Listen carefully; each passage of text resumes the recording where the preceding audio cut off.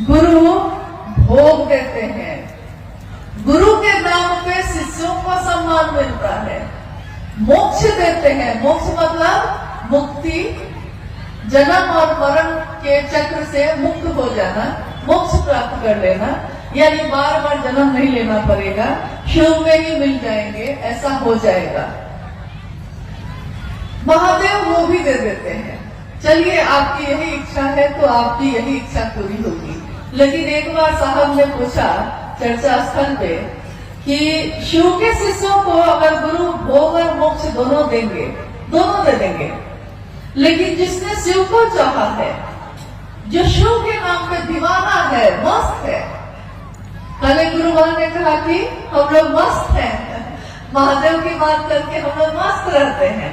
देखिए, जो गुरु के नाम पे मस्त है, दीवाना है, उसको गुरु अगर भोग और मोक्ष दोनों अभिन्न रूप से एक साथ देते हैं, वो लेगा कि नहीं लेगा? क्या करेगा?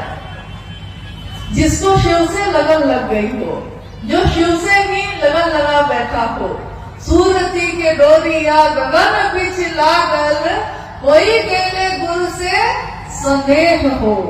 गुरु से स्नेह हो गया है। सुरती की डोरी यानी यादों की जो डोरी है, कहाँ लग गई है? तो गगन बीच लागल, गगन के बीच जो शिव है ना, वो केंद्र में जो है, मेरी याद, मेरे दिमाग की हर चीज, मेरे दिल की हर चीज वहीं पे लग गई है। तो जो वहां लग गई है, तो उसके बाद महादेव कहते हैं ये भी लोगे कि क्या? तो अब चाहत ही नहीं है। साहब कहते हैं कि जिसने शिव को चाह लिया, उसको शिव भोग और मोक्ष देंगे भी, तो वो लेता कहाँ है? और जन्म भी वो बार बार लेना चाहता है, मोक्ष नहीं चाहता है। मोक्ष लेंगे तब तो खत्म ही हो जाएगा मामला। फिर महादेव का काम तो बहुत बाकी है।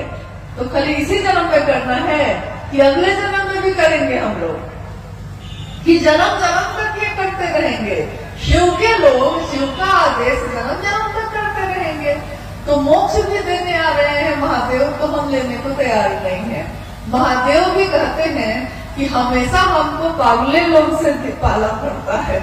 कोई उनके यहाँ ढंग का है, भूत है, बेताल है, पिशाच है, देवता भी है, गंधर्व भी है, सब अलग अलग तरह के लोग हैं। उनको भी लगता है कि देखिए, तो गुरु भोग और मोक्ष दोनों अभिन्न रूप से देते हैं। हाँ, अगर आप लेना चाहिए तो अब आप लेना क्या चाहते हैं? बात तो ये है। अगली जिज्ञासा है कि शिव की पूजा एवं चर्चा में क्या अंतर है, समझाने की कृपा की जाए। जिज्ञासा आपने सुनी। शिव की पूजा और शिव की चर्चा में क्या अंतर है? शिव ही है, एक ही सत्ता है शिव। पूजा भी हम कर रहे हैं तो शिव की ही कर रहे हैं, और चर्चा भी कर रहे हैं, यानी गुरु रूप की चर्चा कर रहे हैं, गुरु मानकर शिष्य बनकर चर्चा कर रहे हैं, तो शिव की ही कर रहे हैं। लेकिन एक भारी अंतर है दोनों में। भारी अंतर ये है कि शिव की पूजा में श्रद्धा चाहिए, विश्वास चाहिए, समर्पण चाहिए।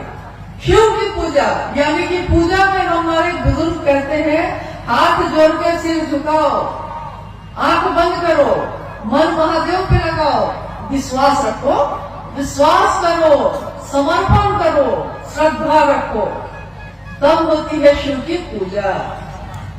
और शिव की चर्चा में विश्वास नहीं है तब भी कोई बात नहीं है, श्रद्धा नहीं है तब भी कोई मामला नहीं है, समर्पण नहीं है तब भी कोई फर्क नहीं पड़ता है।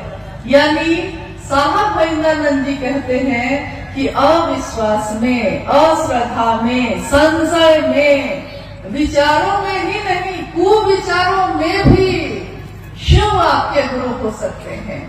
सिर्फ एक विचार, कुविचार मतलब कि महादेव के लिए अगर खराब भी सोच आप रखते हैं ना, तब भी वो महादेव आपसे रिश्ता जोड़ देता है। आप कुछ भी सोच के सकिए, लेकिन लोहा अगर सटता है पारस से तो सोना ही बनता है, वो कैसे भी सके, तरीका चाहे उसका जो हो। यानी शिव की पूजा में श्रद्धा चाहिए, विश्वास चाहिए, समर्पण चाहिए। और महादेव की चर्चा में विश्वास हो तब भी ठीक, अविश्वास हो तब भी ठीक। मास्टर को कोई फर्क नहीं पड़ता कि आप उस पर विश्वास करते हैं कि नहीं करते हैं। खाली क्लास में चले जाइए, वो मास्टर तो पढ़ा ही लेगा।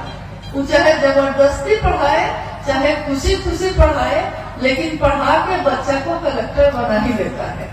मास्टर पढ़ा लेगा।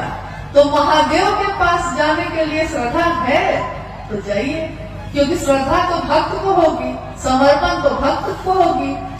क्योंकि पहला सूत्र कहता है शिव से दया मांगना याचना की अभिव्यक्ति है, भक्ति की अभिव्यक्ति है।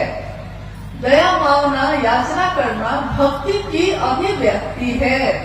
और भक्त कौन होता है? हम लोग अमूमन बोलचाल की भाषा में